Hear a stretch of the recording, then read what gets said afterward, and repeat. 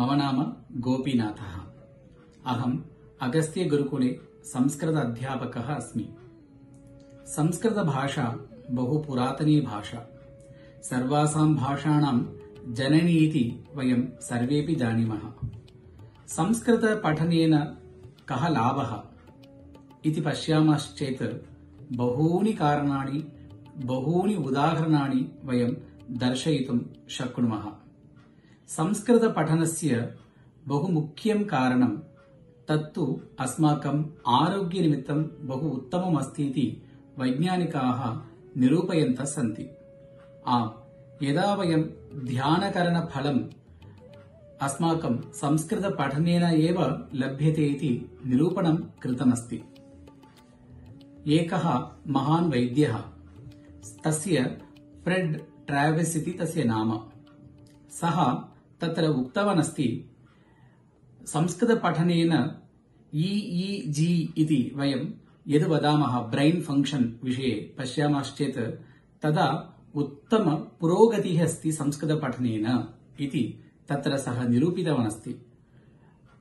पुनः breath rate इति यद् वदामः, श्वासस्य मापनम् इति यद् वदामः, तत्रापि संस्कृतपठनेन अस्माकं न्यूनता डिक्रीस् जायमानमस्ति इति सः निरूपितवान् अस्ति। अन्यदेकं विषयं पश्यामश्चेत् यदा वयं योगक्रियादिकं कुर्मः तत्र कपालपाति पुनः भ्रामरिकम् इति विषयद्वयम् अहम् अत्र उल्लेखनं कर्तुम् इच्छामि।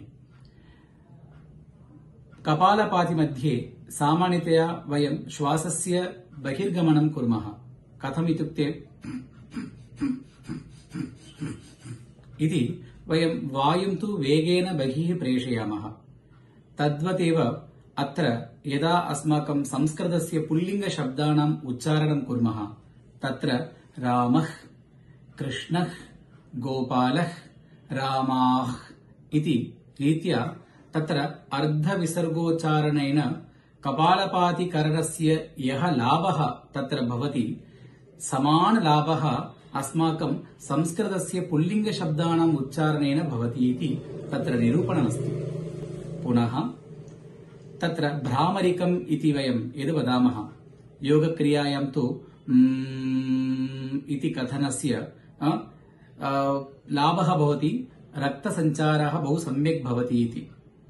तदा अत्र नपुंसकलिङ्गशब्दानाम् उच्चारणेन तत् फलमपि अस्माकं कृते लभ्यते इति निरूपणमस्ति। कथम् इत्युक्ते नपुंसकलिङ्गानि एवं भवन्ति, पुस्तकं, फलं, वातायनं, कङ्कणम् इति रीत्या तत्र मकारस्य उच्चारणं कुर्मः। अन्यभाषायां तथा अस्ति चेत् तथा नास्ति एव।